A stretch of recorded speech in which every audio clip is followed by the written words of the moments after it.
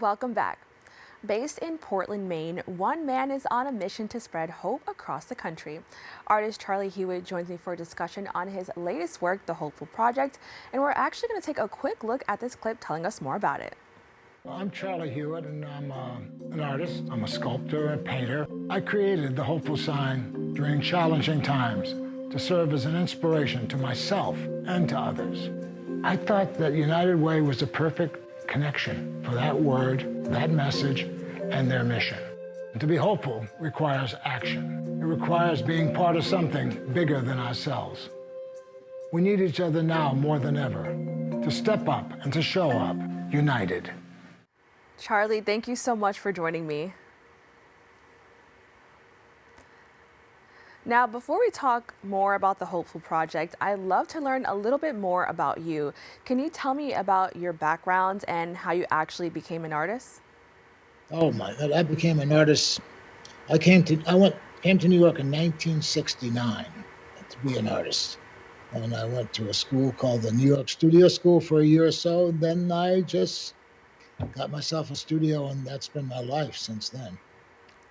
Now, I understand you have installed a variety of artworks in different locations across the U.S. under the HopeFul Project. Can you tell me more about this project?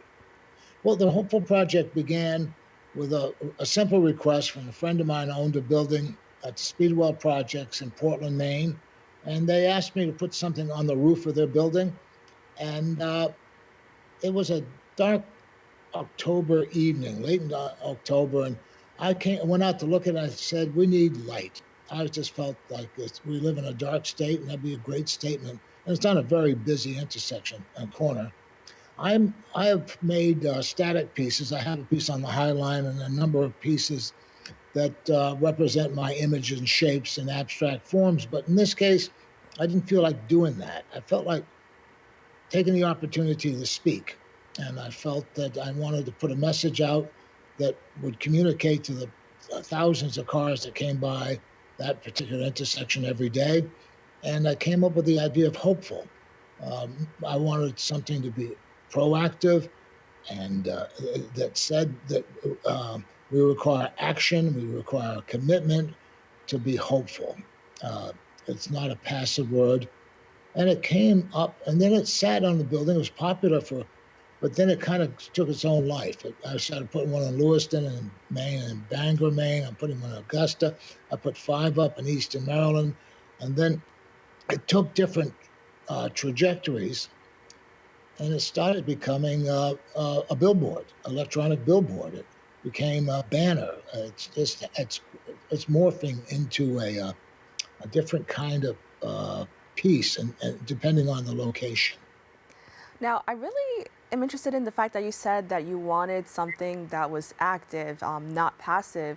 Can you expand on that? Because I actually never thought of, like, obviously the word hopeful sounds very positive, but I actually never thought of it as like something that you can like work towards or as something that's active. Can you expand on that a little bit? Yeah, I mean, you can hope you win the lottery, but to be hopeful requires commitment. Reminds us that we are part of a community. To be hopeful means that we are part of something moving forward. Say, one end of hopeful is the gratitude. At the end of, say, you've succeeded in your life, grateful. Hopeful is in between that word and hope. And some people just live on the very edges, and hopeful is the one thing they do have. Other people benefit from a good life and can feel hopeful and come out with gratitude. But the hopeful itself, to me, is a signifier of commitment. Now, can you tell us about the creative process behind bringing this artwork to life? Yeah, well, it started with a doodle on a piece of typing paper. And then I created colors that I wanted to work with. I took it to a great friend of mine who's a designer up here in Portland, and the collaboration came up with what we have. I wanted arrows and striking kind of imagery to make it art and make it more than just the word. So, because I'm an artist and I can't help it, I want things to be full of imagination. So, And so, mhm. yeah. So I'm not an artist, but I really like seeing the process and seeing people like how they put it together. How long does it actually take to kind of get it off of paper and then onto, a building? Well, there are 30-foot pieces. There are 30-foot hopefuls. They take 3, 4 months to complete. They need metal bending that's made out of aluminum and, uh, and lights and wiring. It's a complex process. So the Hopeful Project has actually made its way to the Bronx. Can you tell me how the Bronx was selected for your project?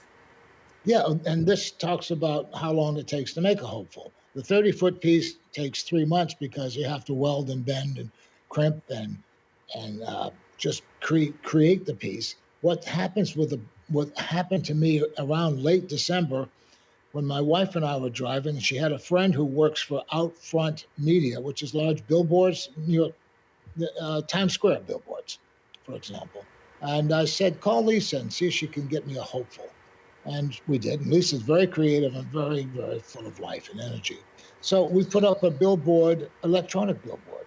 So rather than taking 3 months to fabricate and cut out of metal and weld together, we could hit a button with the artwork and it just illuminated a 20 by 60-foot electric billboard at the exit of the Lincoln Tunnel. So that was quite a phenomenon for me. Then I realized I didn't have to spend all my time grinding away, that there's other choices. Now that left me with this possibility that came up.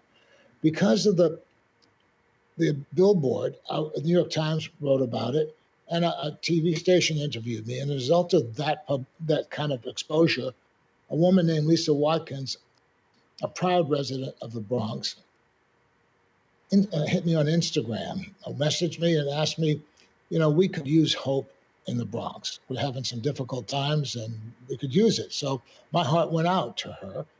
I called her and I said, let me see what I can do. And then what came to my mind, now this is the new creative process with new technology.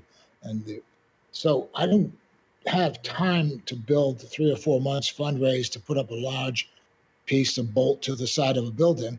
But what I could do, and I could put an electronic sign up.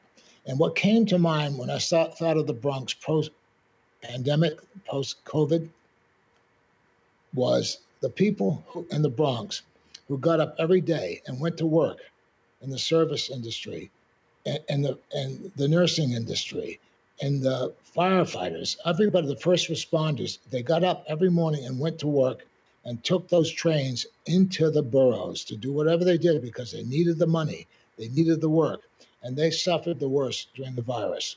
So I thought the most appropriate place, the most signifying place to put these hopeful signs would be where people had to walk down those stairs in those treacherous times to get on a train to go do service for us people in this world. So I want to celebrate them.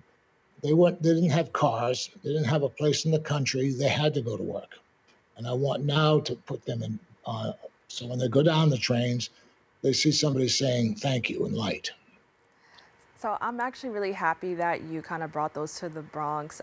Where can people actually find these pieces from the Hopeful Project throughout the Bronx? 'Cause I understand they're in several places. They're in 6 locations. I don't have all the answers to those spots. They keep moving around. They're kind of like, where's Waldo? For example, like, you see them, they're up. Well, It's magic. I And I kind know, of like that too. I like that idea because it's kind of spontaneous, so you feel kind of special, like, oh, I found one. yeah, I found one. Yeah, and the more we can put up, the more that'll happen. That's my intention now, is to find sponsors to proliferate this image, proliferate the site. I'd love to light up every subway entrance and celebrate every person who went on those trains and went down those stairs to those trains to go and do service for us people. So I really love this, and I would also love to highlight some of the other work you've done for a moment because you have work that's part of permanent collections in world-renowned museums like the Whitney, the Met, and I think these are really huge accomplishments. Can you tell me more about them? Well, I've been working forever. I mean, what's that give me? 20, 50, 55 years at making art. And some of I've been in the wilderness and I've been in the spotlight. that comes and goes in an artist's life. I'm a studio artist. I paint, I make prints, and I sculpt. But this Hopeful has given me a whole new range to work in. All of a sudden, I have a brand new field of experiences I can have with light. And actually, it's given me a position to be outside of my studio art profession, but to be a participant in the community in a positive way. And yeah, I've got a piece on the High Line that's been up for years. I make static sculpture, which I think is fine. Don't get me wrong, but something about this particular piece of art that doesn't need to be seen as art to be appreciated, to be felt emotionally, that belongs to everybody, is important to me. Now, I have one last question for you. We have about a minute left. As an artist, do you feel that more artists should use their art to address larger situations facing different communities? You know, you can end up with a lot of bad art if you do that too. I mean, it just depends on what you can do. And not every just making art is political. Just the fact that in our culture we have the option to be an artist says so much about who we are as a country, and that's grace. That's a gift. I don't expect every artist to be able to be a political artist. I didn't even think I had it in me till this came up, and so that's my feeling about the artist's responsibility to politics. Now, how can viewers stay up to date with you and your work, and how can people bring the Hopeful Project to their community? Oh my goodness. Yeah, I have a website called Charlie Hewitt Studio. I have an Instagram site called underscore hopeful projects.